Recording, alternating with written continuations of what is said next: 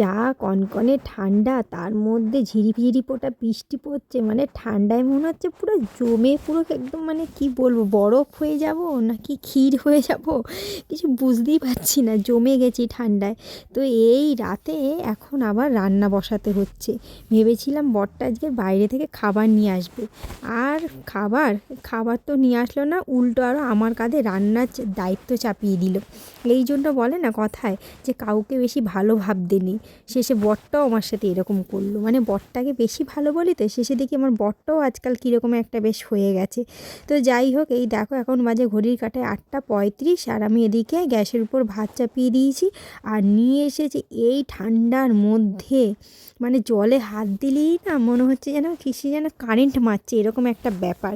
তো এই কনকনে ঠান্ডায় একদিকে বাইরে ঝিরিপোটা বৃষ্টি পড়ছে, অন্যকে এখন এই রাত্রিবেলা চিকেন কষা আর ভাত খেতে ইচ্ছা করছে। কি বলবো বলো, মাথাটা এত গরম হয়ে যাচ্ছিল না, কিন্তু কি করব, কোনো উপায় নেই। এই জন্য ঠিক করে নিয়েছি আর কেউকে বেশি ভালো ভাববো না। যখনই কেউকে একটু বেশি ভালো ভাবতে শুরু করে দিই, তখনই সে আমার সাথে এরকম করে। শেষে বরটাও আমার সাথে এইরকম করলো, মানে মাথাটা যেন আগুন হয়ে যাচ্ছে। আরও একটা বিরক্তকর একটা ব্যাপার, এই ঠান্ডার মধ্যে এই চিকেন ধোও, পরিষ্কার করো, তারপর রান্না করো। তো সবটা তো এখন রান্না করবো না, তো যাই হোক, তারপর আবার কি খাটনি। বললাম কি কালকে সকালের জন্য একেবারে করে রাখি, ও বাবা তা হবে না, বাবুকে আবার সকালবেলা আলাদা আলাদা করে করে দিতে হবে। তো দেখো এই চিকেনে নিয়ে এসছে বলে আমার যে কি অবস্থা।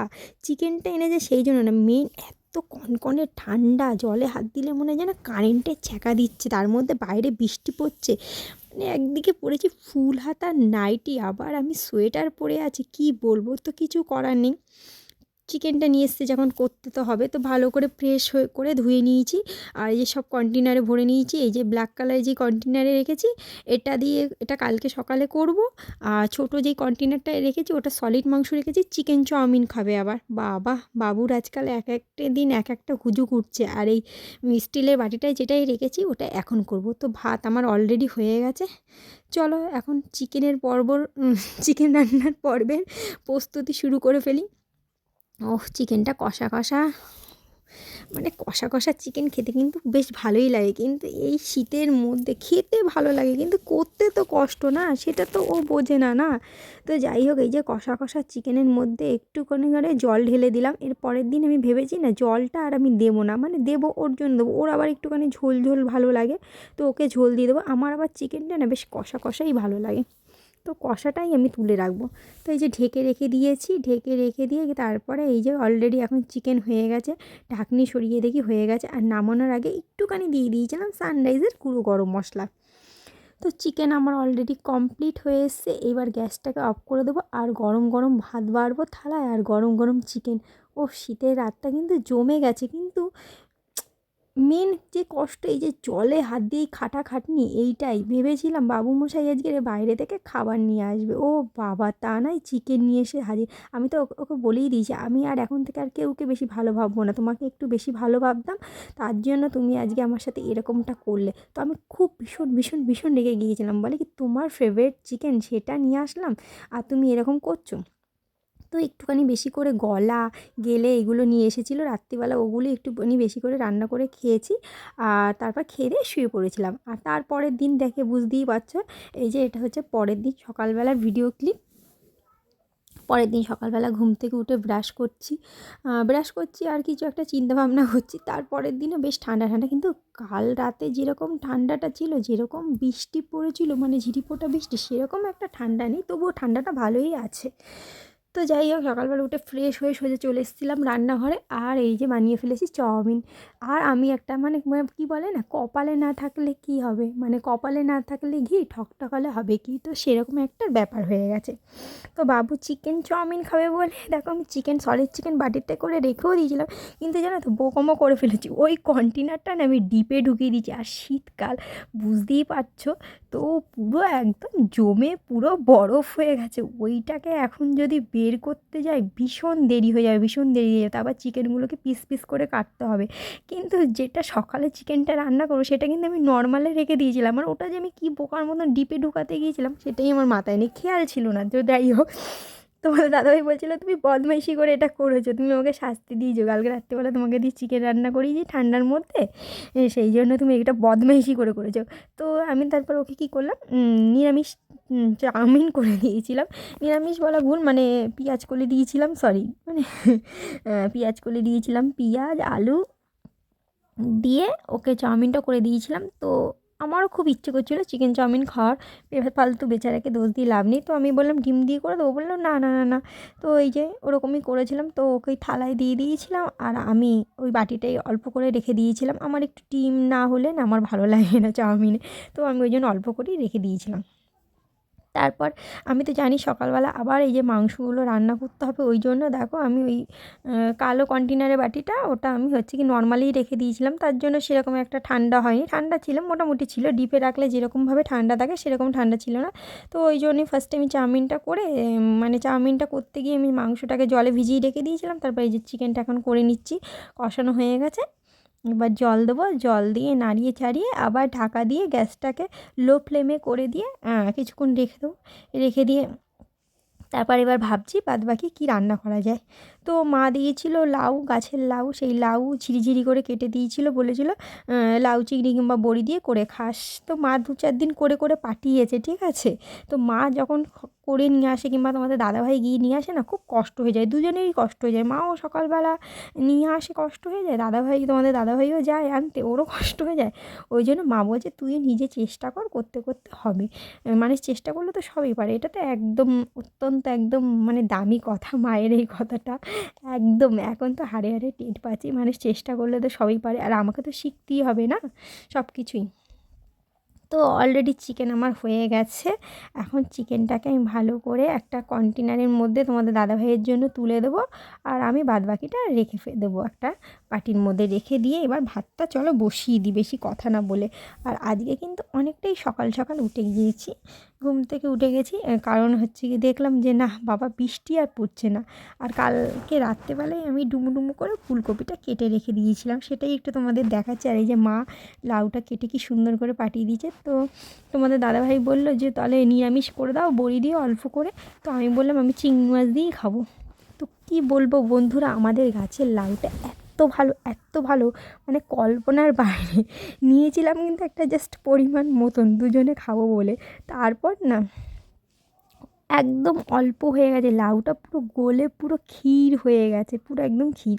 আর মা যেই প্রসেসে বলে দিয়েছিল যে এইভাবে এইভাবে করবে, সেইভাবেই করেছি। আজকে আর পর্ণাকে জিজ্ঞাসা করিনি, ঠিক আছে, ম্যাক্সিমাম রান্না আমি ওকেই জিজ্ঞাসা করি, মাকে জিজ্ঞাসা করি। হ্যাঁ, ওকে বেশ জিজ্ঞাসা করতে সুবিধা হয়, কারণ ও বেশ ভালো আমাকে ভিডিও কলে বেশ জিনিসটা বুঝিয়ে দেয়, বলে এতটা পরিমাণ মতন নেবে, অতটা পরিমাণ মতন নেবে, এই জিনিসটা আমার খুবই সুবিধা হয়, ওই জন্য মাও বোঝায়, কিন্তু ও জিনিসের পরিমাণটা যেহেতু ভালোভাবে বুঝিয়ে আমাকে বলে, ওই জন্য আমার খুব সুবিধা হয়। তো আজকের মেনুতে ছিল চিকেন আর লাউ, সরি হ্যাঁ লাউ বড়ি দিয়ে করেছিলাম, লাউ চেচকি, আর ফুলকপির রোস্ট করব। তো ভাবলাম একটু ফুলকপির রোস্টটা সবসময় করি, চলো একটু রেসিপিটা তোমাদের সাথে একটু প্রথম থেকে শেষ পর্যন্ত তোমাদের সাথে একটুখানি শেয়ার করি। ফার্স্টে আমি ফুলকপিটাকে ভালো করে ভাপিয়ে নিয়েছি, ভাপিয়ে নিয়ে জলটাকে ফেলে তারপরে ফুলকপিটাকে ভালো করে নুন দিয়ে আর একটু পরিমাণ মতন হলুদ দেবে, বেশি না, জাস্ট অল্প, সেটা হলুদটা দিয়ে ভালো করে ভেজে নিয়ে তারপর কিন্তু আমি শিলনোড়ায় চালমগজ আর পোস্ত আর একটা কাঁচা লঙ্কা দিয়েছিলাম, বেশি দিইনি, দিয়ে ভালো করে বেটে নিয়েছিলাম। দেখো, দিয়ে ওর মধ্যে জলটা দিয়ে দিয়েছিলাম, মানে ওই মশলা জলটা দিয়ে তারপরে আবার শিলটা মানে শিলের মধ্যে যেই মশলাটা ছিল ওটার মধ্যে ভালো করে আমি কাচিয়ে জল দিয়ে নিয়ে ওর মধ্যে দিয়ে দিয়েছিলাম। আর একটা জিনিস, এই জিনিসটা একটুখানি আগেই দিতে হতো, বাট আমি ভুলে গিয়েছি বলে, দেখো এই যে আমুল স্প্রে যে দুধ আছে, ওই দুধটা 1 স্পুন নেবে, 1 চামচ নেবে। তো আমার একটা আন্দাজ আছে, আমি আন্দাজ মতন নিয়ে নিয়েছি, দেখো 1 চামচের মতন। এটাকে একটু উষ্ণ জল দিয়ে ভালো করে ফাটিয়ে নিতে হবে, ভালো করে দেখো আমি ফাটিয়ে নিয়ে নিয়েছি, নিয়ে এইবার এইটার মধ্যে দিয়ে দিতে হবে, এই ফুলকপিটার মধ্যে দিয়ে দিতে হবে, তাহলে জিনিসটা একটু ভালো গ্রেভি গ্রেভি হবে আর বেশ মাখো মাখো টাইপের হবে। তো এই রেসিপিটা কিন্তু আমি পর্ণার কাছ থেকে শেখা, তো রেসিপিটা খুবই ভালো। আর তোমাদের দাদাভাই তো শীতকালে ভীষণ ভীষণ পছন্দ করে আর ভীষণ মানে খুশি হয়ে এটা খায়, ওর খুবই ভালো লাগে। তো এই জন্য দেখো, যেদিনই আগে তো ফুলকপি আলু দিয়ে করতাম, চিংড়ি মাছ দিয়ে খেতাম, তো ওর এইটা খেয়ে যে এত মুখে স্বাদ লেগে গেছে, এখন শুধু এটাই করে দিতে হয় ওকে। তো ফাইনালি ফুলকপির রোস্ট আমার কমপ্লিট হয়ে গেছে।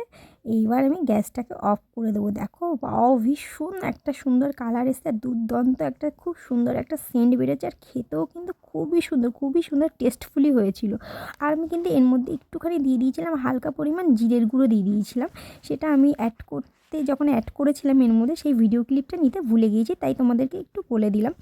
জাস্ট একটুখানি হালকা পরিমাণ জিরের গুঁড়ো দিয়ে দিয়েছিলাম। তো কিন্তু খেতে খুবই দুর্দান্ত টেস্টি হয়। তোমরা অবশ্যই বাড়িতে এই রেসিপিটা ট্রাই করে দেখতে পারো। এর মধ্যে যদি তোমরা পনির দিতে পারো তাহলে তো রেসিপিটা জমে পুরো ক্ষীর হয়ে যাবে, মানে কোনো কথাই থাকবে না। তো একে একে কন্টেনারে সব জিনিসপত্রগুলো ভরছি, আর এই যে তোমাদের দাদাভাই এর জন্য এবার খাবারগুলো একে একে তুলছি, আর তুলে তারপরে সোজা বাইরে চলে গিয়েছিলাম। এই যে বর্মশাইয়ের এর জ্যাকেটটা বললে একটু কেচে দাও, তো সকালবেলা ঘুম থেকে উঠি ইজি দিয়ে জ্যাকেটটা ভিজিয়ে রেখে দিয়েছিলাম, তো সেটাই কেচে মেলে দিলাম। আর বাইরের ওয়েদারটা একটু তোমাদেরকে দেখাচ্ছি। দেখো একটু রোদ উঠবে, আবার একটু মেঘলা এরকমই ওয়েদার আছে এখনও, ঠিক আছে। আর এইখানে এখনও মিস্ত্রি কাকুরা কাজে আসেনি, রাবিশ ফেলেছে, জানি না হয়তো বেলার দিকে আসতে পারে। কালকে তো বলছিল যে আসবে বেলার দিকে, তো এখনও দেখছি আসেনি। আর বাইরের কলে দেখো জল এখন আমার পড়েই যাচ্ছে। চলো পাটা একটু ধুয়ে ফেলি। আমার তো একটুখানি আবার একটু পিটপিটি স্বভাব আছে, তা আমি এরকমই। তো যাই হোক, এবার পাটা ধুয়ে এবার ঘরের দিকে যাব, গিয়ে একটুখানি বর্মশাইয়ের পিছনে লাগবো। কি করব সবটাই তোমাদের সাথে শেয়ার করব। তো চলো ঘরের দিকে যাওয়া যাক। তো এই দেখো বাইরে জামা কাপড়গুলো মেলে দিয়েছি, কালকে কেচেছিলাম ওর একটা জিন্সের প্যান্ট, তো বুঝতে পারিনি জিন্সের প্যান্টটা কাচার পরেই বৃষ্টি শুরু হয়ে গিয়েছিল। তো প্যান্টটায় হাত দিয়ে দেখলাম প্যান্টটা ভেজা চুপচুপে। তো এই দেখো গাছে একটা এটা ঘন্টা জবা, ভুল করে আবার বলে ফেললাম, এটা ঝুমকো জবা। তো ঝুমকো জবা ফুটেছে, আবার একটা কড়ি বেরিয়েছে। তো খুবই ভালো লাগছে, গাছে বেশ ফুল ফুটলে। আর ওয়েদারটা দেখো বেশ কীরকম জানি, ভালোই লাগছে না। একটু রোদ ওঠ না বাবা, একটু রোদ ওঠ। তারপর এই যে ঘরে চলে এসেছি, তোমাদের দাদাভাইকে বলছি বাদবাকি সমস্ত কাজকর্ম আজকে আমার হয়ে গেছে বাইরের কলে। শুধু এখন এই বাসি বিছানাটা গুছাবো আর ঘরটা মুছবো, আর স্নান করতে হবে। মাথায় আজকে একটু শ্যাম্পু করবো ভাবছি, ঠান্ডার জন্য না শ্যাম্পুই করতে পারছি না। তো আজকে শ্যাম্পু করব, আর আমি বলছি তোমাদের দাদাভাইকে তুমি স্নানটা করে আমাকে পুজোটা দিয়ে যাও। আর আমি ওর পিছনে ভীষণ পরিমাণে লেগে যাচ্ছি, কারণ কালকে থেকে ওর উপর আমার ভীষণ রাগ আছে, ঠিক আছে। আর ওর মাথায় হয়েছে ড্যান্ড্রফ, ঠিক আছে, ওই জন্য মাথা চুলকাচ্ছে। আমি বলছি যাও গিয়ে শ্যাম্পু করে নাও, বাইরের কলে জল আছে, জলটা গরম, ট্যাঙ্কির জলে স্নান করতে যেও না।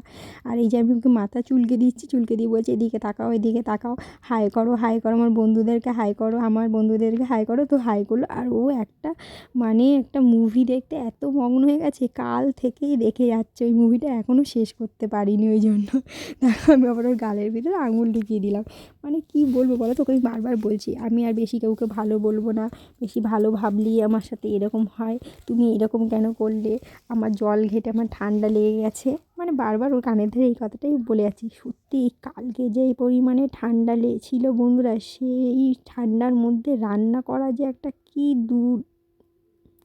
মানে কী বলবো, একটা যুদ্ধের মতন একটা ব্যাপার হয়ে গেছে, মনে হয় যেন আমি কোথাও যুদ্ধ করতে গিয়েছিলাম, জয়ী হয়ে এসেছি।